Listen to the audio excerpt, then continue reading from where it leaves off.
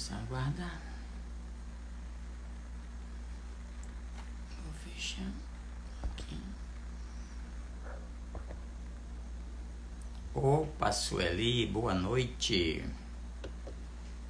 Sueli, por gentileza, veja como é que tá o som, como é que tá a imagem, por favor. Abelândia, opa, boa noite. Vamos nos preparar aqui para esse bate-papo agradabilíssimo em torno da doutrina espírita. Oi, Sueli, muito obrigado, muito obrigado. O som tá bom, a imagem tá boa, Sueli, por favor? Tudo ok? Dá um joinha, como se diz, pra gente... Muito bem, Josélia Teixeira, boa noite, seja bem-vinda. Espero que todos estejam bem. Imagem e som está ótimo, muito obrigado, Sueli. Evangelina, muito obrigado, Evangelina. Então vamos começar aqui. Eu vou começar uma leitura de uma mensagem enquanto as pessoas vão chegando. Posto Monte Combustível, boa noite. Sejam todos bem-vindos. Então vamos nos preparando aqui. Malu, boa noite, Malu. Esse início a gente vai conversando com as pessoas que vão entrando, até para a gente ir se sintonizando aqui um com o outro. A mensagem que eu vou ler, uma mensagem introdutória, está no livro Estude e Viva, psicografado pelo Chico, através do espírito André Luiz, e tem como título Desportos. Se há esportes que auxiliam o corpo, há esportes que ajudam a alma. A marcha do dever retamente cumprido, a regata do suor no trabalho, o exercício do devotamento ao estudo, o salto do esforço acima dos obstáculos, a maratona das boas obras, o torneio da gentileza, o mergulho no silêncio diante da injúria, o nado da paciência nas horas difíceis, a ginástica da tolerância perante as ofensas, o voo do pensamento às esferas superiores, a demonstração da resistência moral nas provas de cada dia. Todos esses desportos do espírito podem ser praticados em todas as idades e condições.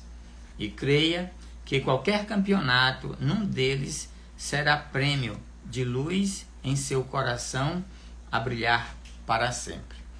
Ou seja, ninguém pode alegar que não pode praticar esporte, né? Uma competição de esportes. André Luiz dá aqui uma dica para nós. Então, pessoal, nós vamos, como é de praxe, fazer uma oração, uma prece, para nos conectarmos com os nossos mentores, com os nossos amigos espirituais, com os amigos espirituais do Centro Espírita, nosso lar, e de todos os trabalhadores e frequentadores dessa casa. Senhor Jesus, nos ilumina mais uma vez, em nome de Deus e em nome de nossa mãe, vossa mãe, Maria Santíssima. Que nós possamos, Senhor, trazer os teus ensinamentos à luz da doutrina espírita, de tal forma que as nossas palavras toquem o coração e o raciocínio daqueles que nos assistem agora e daqueles que nos assistirão posteriormente. Que a gente saiba dizer as palavras certas, no momento certo, na medida certa, a fim de que todos nós possamos nos beneficiar de teus ensinamentos. Nos inspira sempre, Senhor, a seguir os teus passos. Que assim seja, graças a Deus. Muito bem. Então vamos lá, a Belândia enviou uma solicitação para participar. Ah, Belândia, não dá, né? Muito bem. Nós vamos conversar um pouquinho hoje sobre o valor terapêutico do perdão. Nós estudamos muito a respeito do perdão, inclusive no Evangelho segundo o Espiritismo, capítulo 10, que tem como título Bem-aventurados misericordiosos, tem um dos itens que tem como título Perdoai para que Deus os perdoe. Esse capítulo ele é muito lido, ele é muito estudado dentro dos centros espíritas, nos encontros que nós fazemos, só que pouca gente tem dado assim a devida atenção para o valor terapêutico do perdão. Como assim o valor terapêutico do perdão? Porque a gente sabe que o perdão é bom, mas poucas pessoas entendem por que e para quem que o perdão é bom. Então, os conhecimentos que a doutrina espírita nos traz fala para a gente da importância desse perdão. Inclusive, tem passagens muito bonitas no Evangelho, que está aqui nesse capítulo 10, que diz assim: bem-aventurados os que são misericordiosos, porque eles próprios alcançarão misericórdia. Está em Mateus, no capítulo 5, versículo 7. E continua Kardec no Evangelho segundo o Espiritismo. Se perdoardes aos homens as faltas que cometem contra vós, vosso Pai Celeste também perdoará vossos pecados. Mas se não perdoardes aos homens quando vos ofendem, vosso Pai também não perdoará vossos pecados. Aqui Kardec tirou de Mateus, no capítulo 6, versículo 14 e 15. E continua Kardec, mais uma vez. Se vosso irmão pecou contra vós, ide acertar a falta em particular entre vós e ele. Se ele vos ouvir, tereis ganho o vosso irmão. Então Pedro, se aproximando, lhe disse: Senhor, quantas vezes perdoarei ao meu irmão quando pecar contra mim? Será até 7 vezes? Jesus lhe respondeu: Não vos digo apenas 7 vezes, e sim 70 vezes 7 vezes. Aqui Kardec tirou de Mateus, no capítulo 18, versículos 15, 21 e 22.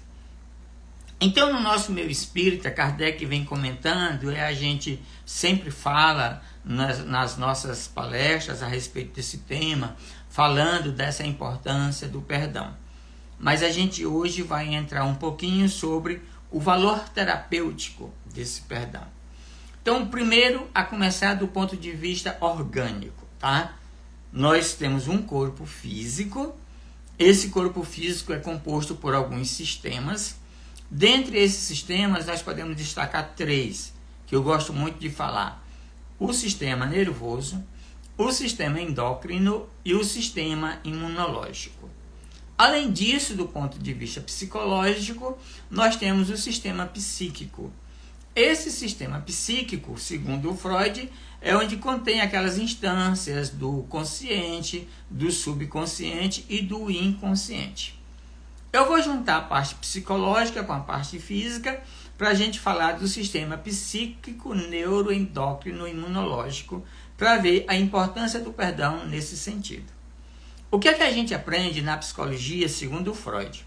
Freud diz o seguinte: que desde a nossa infância, muitas das vezes desde o ventre da mãe, nós vamos passando por algumas experiências, e essas experiências, naturalmente, elas vão ficando marcadas no indivíduo. Mas Freud destaca, a partir do nascimento, aquelas fases do desenvolvimento psicossexual, que é a fase oral, a fase anal e a fase fálica. Depois vem a fase de latência, né? E aí Freud vai explorar isso da seguinte forma: quando o indivíduo sofre um trauma em uma dessas fases, naturalmente ele vai ter uma fixação nessa fase, que ele vai chamar de fixação na fase oral, fixação na fase anal, fixação na fase fálica, por exemplo. O que é que ele quer dizer com isso? Ele quer dizer que, se nós sofrermos um trauma nessa fase e ficarmos fixados nessa fase, nós vamos crescer naturalmente. Vamos nos tornar pessoas adultas naturalmente. Saímos daquelas fases iniciais, entramos na fase da adolescência, passamos pela fase do jovem adulto, chegaremos à idade adulta até a idade da velhice, por exemplo. O grande dilema é que quando nós passamos por essas fases e ficamos fixados nela, a gente vai para a adolescência e carrega uma criança machucada. A gente vai para a idade adulta e continua levando uma criança machucada. Vai para a idade da velhice e leva ainda consigo uma criança machucada. Isso quer dizer o quê? Que nós vamos ser adultos infantilizados caso a gente não resolva esse trauma, essa fixação. E dentre esses traumas, está muito relacionado exatamente o quê? Ao abandono, está relacionado à rejeição, está relacionado à humilhação, está relacionado também a outros traumas que a gente sofremos, como a traição, por exemplo. No livro da Lisée Bourbeau, quando ela vai falar das 5 feridas emocionais da alma, ela vai dizer exatamente dessas feridas, tá? E o que é que acontece? Quando a gente sofre uma humilhação, não perdoa quem humilhou. Quando a gente sofre um abandono, não perdoa quem a abandonou. Quando a gente sofre uma rejeição e não perdoa quem rejeitou. Então, quando a gente recebe uma ferida e não perdoa quem nos feriu, naturalmente nós temos a tendência a levar mágoa da pessoa que nos feriu. E como a gente leva mágoa da pessoa que nos feriu, naturalmente a gente vai adotar alguns mecanismos de defesa que a Lisée Bourbeau vai chamar de máscaras, exatamente para nos proteger de um outro abandono, para nos proteger de uma outra rejeição, para nos proteger de uma humilhação, para nos proteger de uma traição e por aí vai. Então, essas máscaras, elas estão muito relacionadas à mágoa e estão muito relacionado a ressentimento.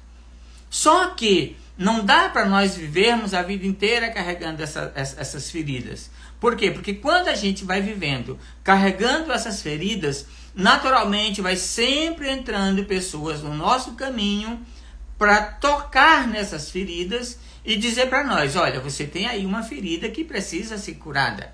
Inclusive, diz a própria Lisée Bourbeau, que quando a gente nasce em um lar, a gente nasce com os pais e nasce com aquela família ali, exatamente para curar feridas que nós já trazemos de outras encarnações. Ou seja, a gente já traz feridas de outras encarnações, nasce em um lar, em um ambiente em que as pessoas vão nos ferir, e quando nós não nos comportamos de forma adequada, no sentido de curar essa ferida, guardando mágoa, guardando ressentimentos, naturalmente a ferida continua. E como essa ferida continua, é natural que nós venhamos atrair pessoas que vai dizer para nós, olha aí, você tem uma ferida para ser curada. E eu costumo dizer que as pessoas que entram no nosso caminho, ou elas são nossos mestres, ou elas são nossos médicos. Como assim nossos mestres e nossos médicos? São nossos mestres porque eles têm alguma coisa a nos ensinar. E são nossos médicos porque estão mostrando feridas que existem em nós que precisam ser curadas. O grande dilema é que quando os mestres aparecem, nós nos comportamos como aqueles alunos rebeldes que ficamos com raiva do mestre, que ficamos com raiva do professor, que ficamos ressentidos e magoados com aqueles que vêm nos ensinar alguma coisa. Isso quer dizer o quê? Que em vez de eu aproveitar aquele mestre, aquele professor, e aprender o conteúdo que ele veio me ensinar, eu fico com mais raiva, fico com mais mágoa dele. E por que o nosso médico? Porque eles estão dizendo para nós que nós temos ali uma ferida também para ser curada em nós. Se ele diz para a gente, olha, você tem uma ferida aí para curar, e a gente se zanga com o médico, naturalmente a ferida não sara, a ferida não cura. E, consequentemente, vamos atraindo outros mestres e outros médicos para nos mostrar que nós carregamos em nós as feridas e que nós temos conteúdos para serem ou a serem aprendidos que nós não aprendemos. E aí a gente entende por que é que a gente está sempre repetindo experiências. Sai de um relacionamento, entra num outro igual. Sai um amigo que nos machuca, entra outro igual. Sai do emprego que a gente não gosta, entra no outro emprego igual. Então, a gente vai mudando de relacionamentos, vai mudando de profissão, vai mudando de emprego, vai mudando de cidade, vai mudando algumas vezes até de país, mas as pessoas que vão entrando para nós, vão entrando na nossa vida, no nosso caminho, para nos ensinar, elas só mudam de endereço. Exatamente por quê? Porque existe aí uma ferida que precisa ser curada e a gente não está curando. Existe um conteúdo a ser aprendido e nós não estamos aprendendo. Então, quando a gente começa a estudar a psicologia de Joana de Ângeles, aí a gente entende ainda mais a importância desse perdão. O que é que a gente aprende com Joana de Ângeles e o que é que a gente aprende também com outros estudiosos que falam do pensamento, que falam do sentimento e falam do nosso comportamento? Eles nos dizem, eles nos ensinam que nosso pensamento e o nosso sentimento faz com que nós criemos um campo eletromagnético.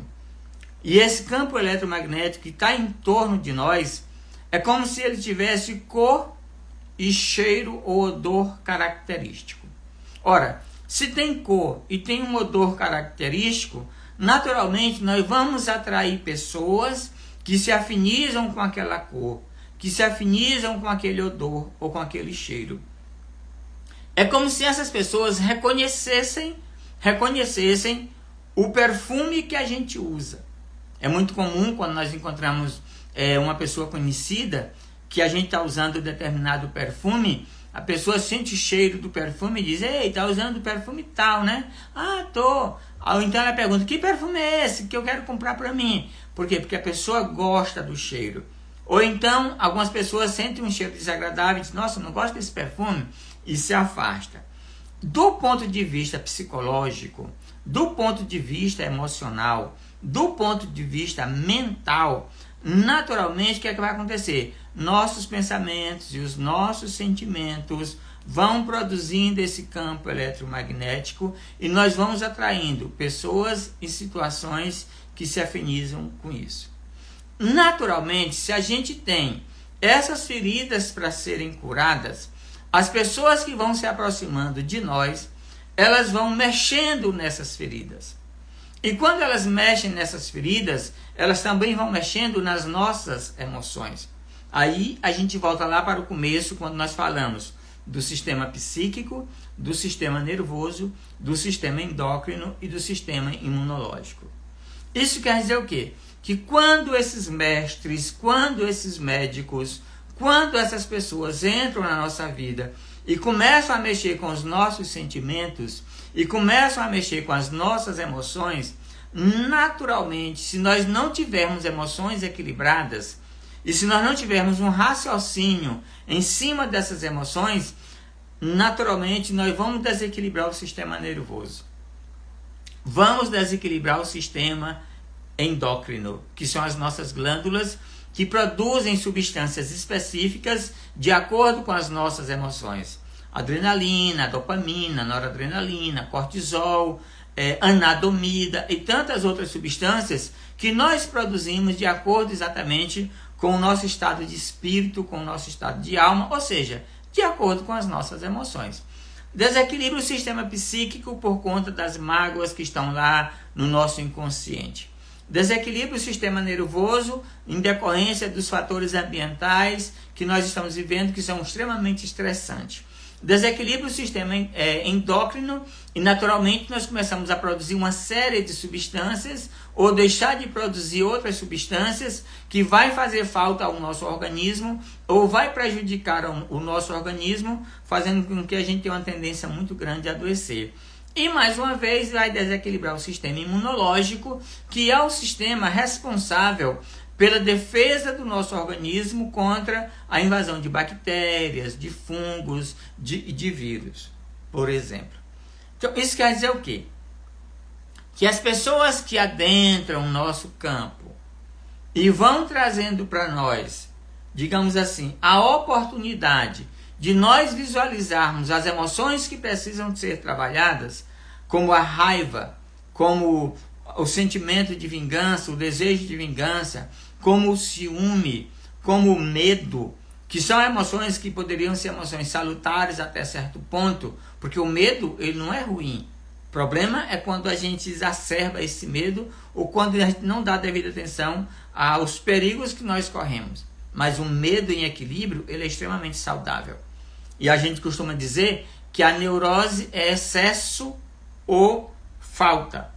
Excesso de medo é neurose. Falta de medo também é neurose. Então, o medo precisa estar aqui em equilíbrio. Então, quando nós vamos entrando em contato com pessoas e essas pessoas vão mexendo em nossas emoções, desequilibrando o nosso sistema psíquico, desequilibrando o nosso sistema nervoso, desequilibrando o nosso sistema endócrino e desequilibrando o nosso sistema imunológico, naturalmente nós vamos afetar todo o nosso organismo. Vamos afetar todo o nosso organismo, por quê? Porque essa substância percorre todo o nosso organismo.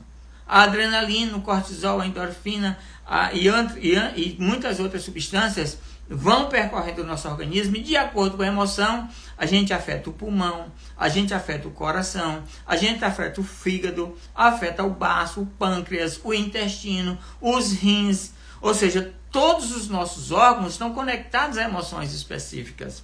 E a raiva, a mágoa e o ressentimento faz com que a gente libere toxinas que são danosas para o nosso organismo. Então, do ponto de vista orgânico mesmo, a gente já começa a perceber o quão é importante nós alimentarmos nosso corpo com neuropeptídeos, com substâncias químicas saudáveis.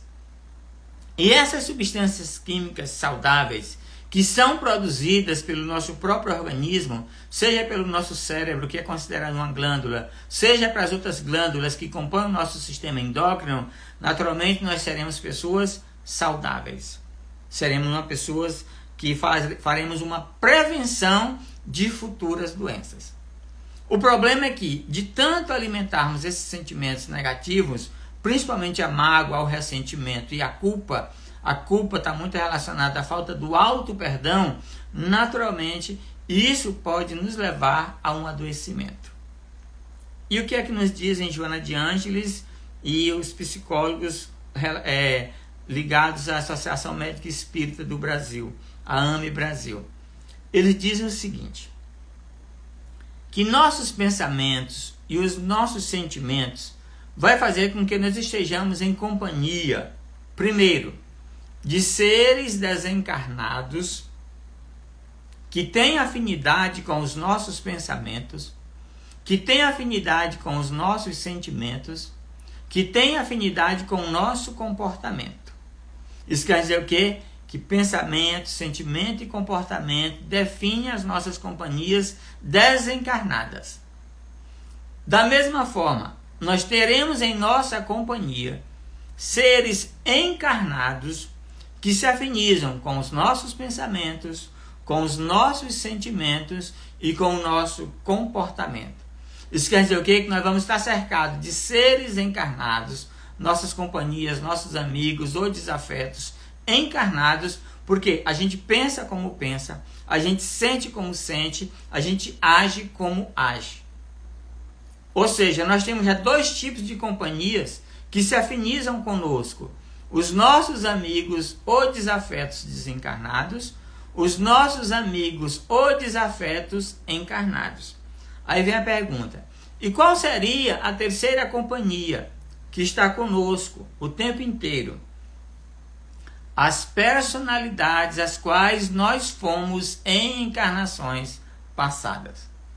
Ou seja, se no passado eu fui senhor, se no passado eu fui escravo, se no passado eu fui rico, ou se no passado eu fui pobre, se no passado eu fui homem, ou se no passado eu fui mulher, se no passado eu bati, se no passado eu apanhei, se no passado eu roubei, ou se eu fui roubado. Então, essas personalidades que eu vivi, ou que qualquer um de nós vivemos no passado, elas estão em nossa companhia hoje, fazendo parte do nosso psiquismo. Por quê? Porque todas essas experiências estão arquivadas no nosso perispírito, que é o nosso inconsciente freudiano. Então, é muito comum nós observarmos pessoas que muitas das vezes elas são muito pobres, mas elas são muito petulantes, muito arrogantes, muito prepotentes, que parece uma pessoa que foi muito rica no passado, muito poderosa no passado, e que nessa atual existência ela é pobre, não tem nenhum poder, participa de um núcleo social ínfimo, digamos assim, não querendo desmerecer nenhum, mas ele tem a arrogância, a prepotência de um rei, a arrogância, a prepotência de um poderoso. Mas por que ele é assim? Porque ele carrega consigo o rei, o poderoso do passado. No livro O Céu e o Inferno, de Allan Kardec, ele retrata um caso de um senhor que ele era mendigo e andava pelas ruas de Paris com um terno todo muito pobre, o terno dele, porque ele era mendigo, claro, mas ele tinha uma arrogância, uma prepotência de um conde. E essa arrogância, essa prepotência era tão grande que o apelidavam de conde. Ele nascera numa família mais ou menos, só que chegou em determinado momento, a família veio à falência, ele ficou muito pobre e foi mendigar nas ruas de Paris. E ali era um mendigo, mas era um mendigo arrogante, prepotente, petulante. E ele dormia no estábulo de um castelo. Quando ele desencarnou, Kardec, com a equipe dele de médiuns, evoca esse mendigo, o conde, e o mendigo se manifesta na reunião mediúnica onde ele fora evocado, e ali Kardec começa a dialogar, conversar com ele, e ele diz que numa encarnação passada ele fora o conde, dono do castelo, onde nessa existência ele dormia no estábulo. Ou seja, ele dormia no estábulo do castelo que lhe pertencera em existências passadas. Mas mesmo sendo um mendigo, ele tinha a imponência, a prepotência, a arrogância de um nobre. O que é que a gente quer dizer com isso? Que todas as nossas experiências vividas no passado, elas estão em nós. Elas estão inseridas em nosso perispírito. Elas estão inseridas no nosso inconsciente e comandando o nosso comportamento, e comandando os nossos pensamentos, e comandando os nossos sentimentos. Ora, e aí onde entra a importância do perdão, saber disso. Se eu em existências passadas traí ou fui traído, abandonei ou fui abandonado, humilhei ou fui humilhado, carrego comigo a culpa se eu pratiquei a ação, carrego comigo o ressentimento se eu sofri a ação. Naturalmente, eu vou pensar, eu vou sentir, eu vou me comportar ou como uma pessoa que é culpada ou como uma pessoa que é ressentida. Naturalmente, os meus amigos encarnados e os meus amigos desencarnados vão se aproximar de mim em virtude da culpa ou em virtude do ressentimento que eu carrego. Não é nenhuma mágica. É a lei da atração. É a lei da afinidade. Então, naturalmente, eu carrego esses sentimentos em mim, atraio desafetos, e esses desafetos vão ser exatamente aquilo que na doutrina espírita nós chamamos vulgarmente de obsessores. E eu diria que os nossos obsessores são nossos mestres. E eu diria que os nossos obsessores são nossos freios. Porque muitas das vezes eles na nossa cola, a gente pratica umas asneiras inimagináveis. Imagina se eles não tivessem ali na nossa cola. Eu lembro de certa vez o Divaldo Franco agradecendo aquele obsessor que o acompanhou por 400 anos, mais de 4 séculos, segundo ele, e foi graças àquele obsessor que ele conseguiu ali se manter na linha. Então muitos de nós temos mestres obsessores para nos manter na linha. E aí vem a importância de nós agradecermos a presença desses mestres chamados obsessores, sejam eles encarnados, sejam eles desencarnados. Exatamente por quê? Porque muitos deles foram nossos desafetos no passado, porque nós os ferimos, porque nós os prejudicamos, porque nós os traímos, nós os abandonamos, nós os humilhamos. Então, eles não nos perdoaram. E nós ainda carregamos conosco a culpa. Eles carregam o ressentimento e a mágoa, e nós carregamos a culpa, o remorso. E eu costumo dizer que a ponte que liga o obsessor ao obsidiado é a mágoa de um e o ressentimento e do outro lado ali, a falta de perdão do outro lado. A mágoa de um, o ressentimento dele e a culpa e o remorso do outro, para ficar mais claro. O agressor carrega a culpa, carrega o remorso. O agredido carrega a mágoa, carrega o ressentimento. E vai ser exatamente esses sentimentos aqui que vão os unir. E vai fazer com que nós passemos a viver anos e anos e anos sobre a aflição de um processo obsessivo. Daí a importância do perdão. Eu, que fui o agressor, me perdoo.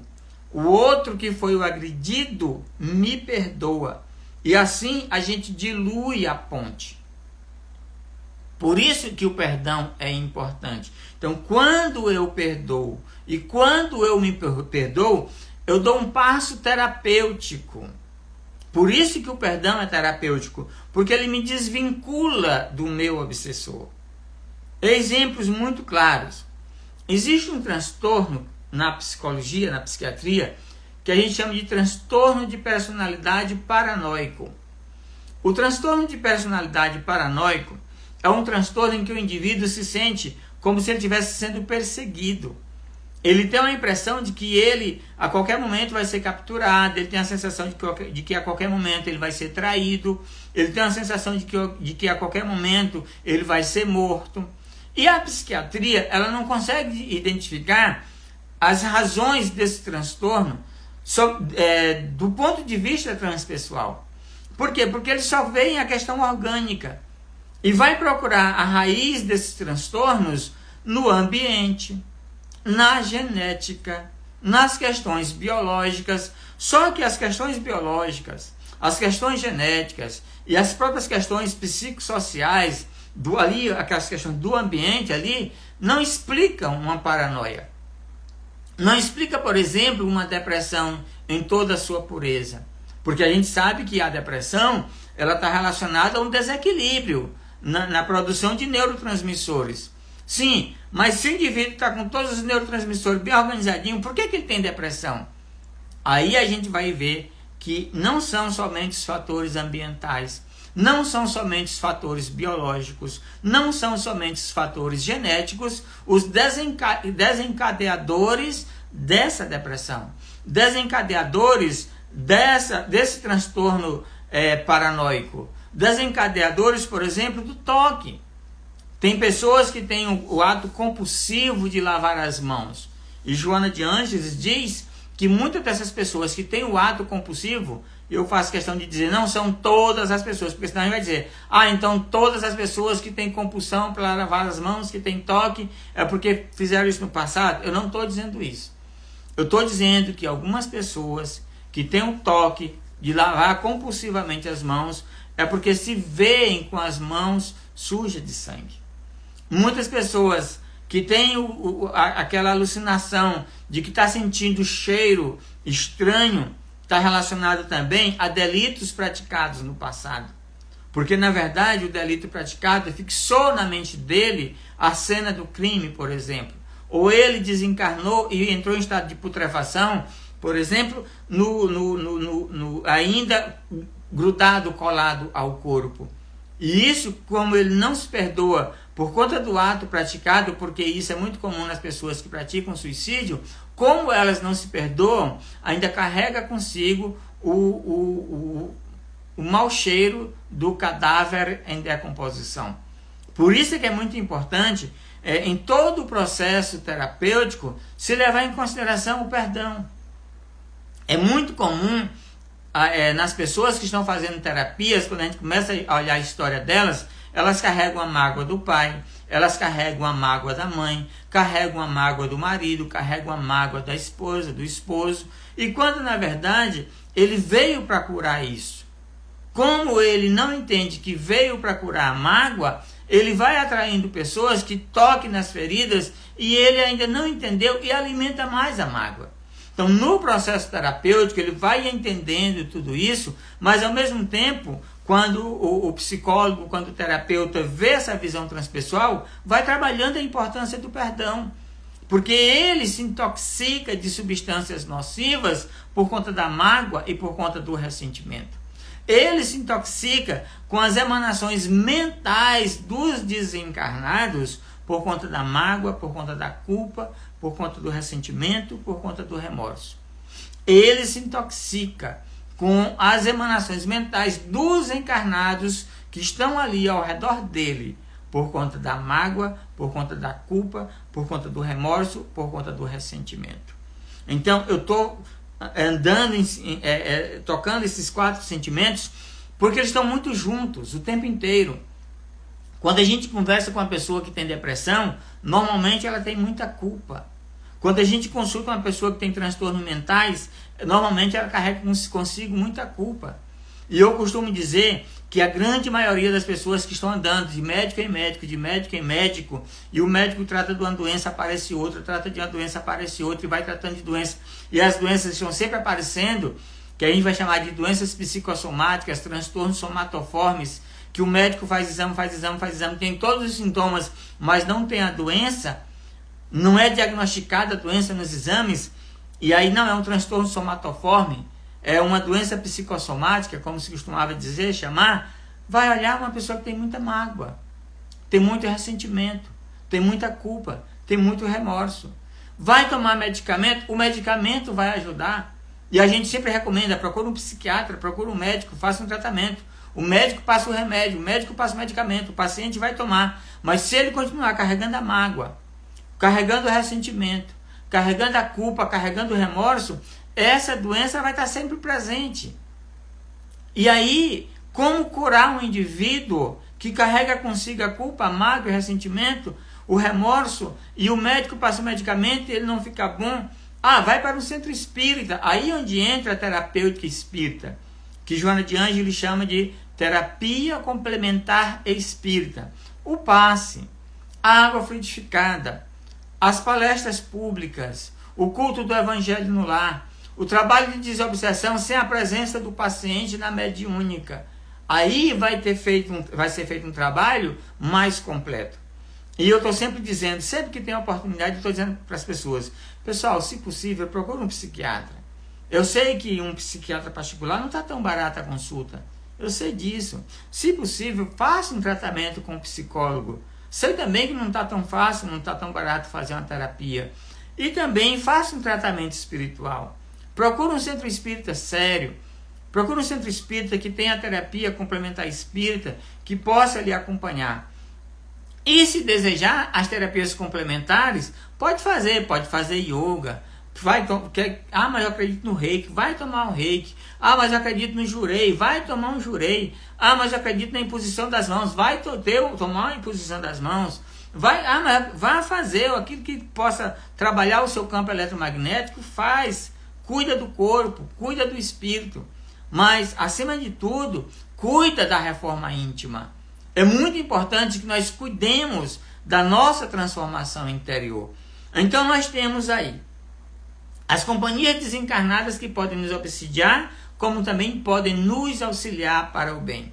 As companhias encarnadas que podem nos prejudicar, como também podem nos auxiliar para o bem. Mas e a nossa própria companhia? As existências e mais existências passadas em que nós delinquimos ou fizemos o bem, e que muitas das vezes a gente se aprisiona mais no mal que nós fizemos ou no bem que nós já estamos fazendo ou que fizemos também no passado. Bezerra de Menezes, ele nos diz uma coisa muito interessante. Ele nos diz que quando nós praticamos alguns equívocos aqui quando encarnados, e quando nós desencarnamos carregando a culpa, carregando o remorso, muitos de nós somos levados para as regiões inferiores do mundo espiritual e sofremos muito lá, principalmente sob a ação de espíritos malévolos que ali se encontram. E quando a gente retorna para reencarnar, ele diz que nós retornamos com um comportamento muito semelhante ao comportamento de um obsidiado.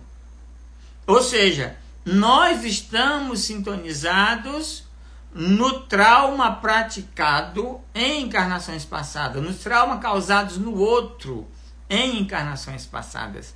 E quando a gente retorna sintonizados nesse trauma.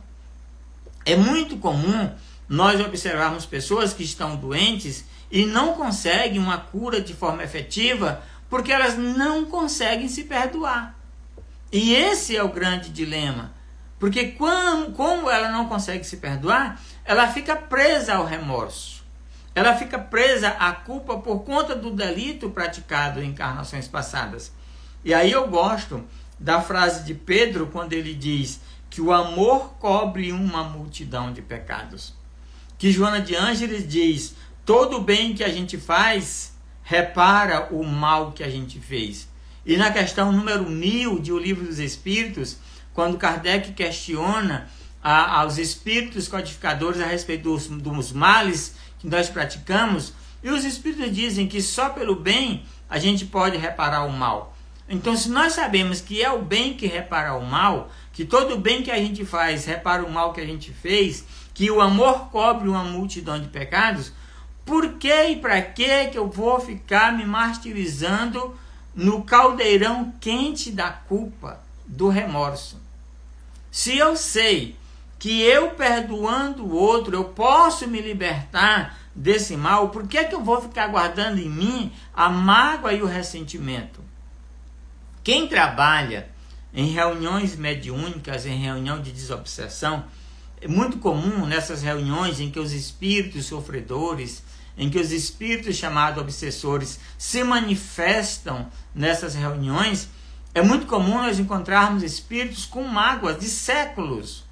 E aí a gente começa a dialogar com o espírito, e o espírito começa a dizer: ah, mas é porque você não sabe o que foi que ele me fez, o obsidiado me fez. Sim, meu irmão, mas o que foi que ele lhe fez? Ah, ele matou a mim, matou a minha mãe, matou a minha esposa, matou minhas filhas. E aí, depois de ter feito muito mal para elas na minha frente. E o orientador pergunta: sim, mas cadê a sua esposa? Cadê as suas filhas? Ah, tá com séculos que eu não os vejo, tá com não sei quantos anos que eu não as vejo. Aí o orientador muito sabiamente pergunta para ele: mas meu irmão, como é que pode? Você está esse tempo todo longe, distante dos seus amores, porque está preso a um ódio. Cadê a sua esposa? Cadê as suas filhas? Elas que tanto te amaram. E você não consegue encontrá-las porque está ligado a esse irmãozinho aqui, porque você ainda não o perdoou. E aí o irmãozinho sofredor começa a chorar, arrependido, cheio de remorso, lembrando da esposa, lembrando das filhas, e imediatamente elas aparecem diante dele e o leva para um tratamento. Então, quantos séculos nós não estamos perdendo aí, nutrindo mágoa, nutrindo ressentimento, nutrindo culpa, nutrindo remorso? Se Jesus traz para nós a grande terapêutica, quando, sabiamente, ele vai conversar com Pedro: se vosso irmão pecou contra vós, ide acertar a falta em particular entre vós e eles. Se ele vos ouvir, tereis ganho o vosso irmão. Então Pedro, se aproximando, lhe disse: Senhor, quantas vezes perdoarei ao meu irmão quando ele pecar contra mim? Será até 7 vezes? E Jesus lhe respondeu: não vos digo que apenas 7 vezes, mas sim 70 vezes 7 vezes.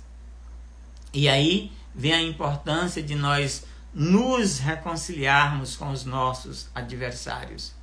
E quando a gente fala nos reconciliar com os nossos adversários, muita gente só vê os adversários, os espíritos desencarnados, os espíritos encarnados que nos obsidiam, que nos perseguem, que nos querem fazer mal.